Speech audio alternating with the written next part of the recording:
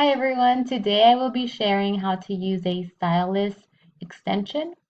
And in fact, if you're using Edge as a browser, you will not have to get the extension. It's actually located up here on the top right hand corner. If you're using Google Chrome as a browser, you will need to download that extension.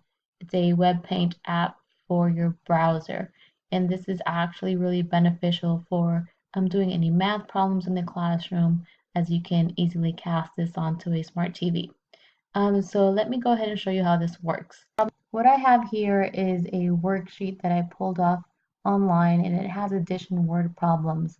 I have another tab open, which is blankslate.io, and essentially it acts as a whiteboard.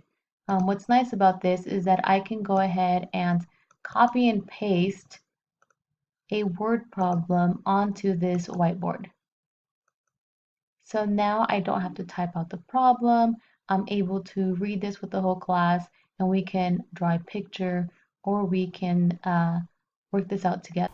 So now all I have to do is go up to the stylus button, and we have a series of highlighters and pens that we can use to underline or highlight special words.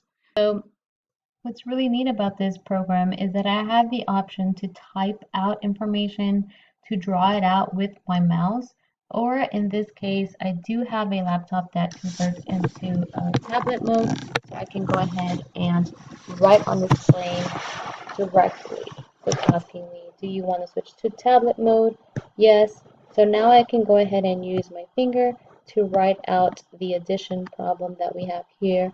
15 plus 10, that gives us 25. And then I would teach the class that we would still need to add this piece of information here. So we would go ahead and add 25 plus 30, which gives us a total of 55. How many pieces of meat did she buy in total? 55 pieces.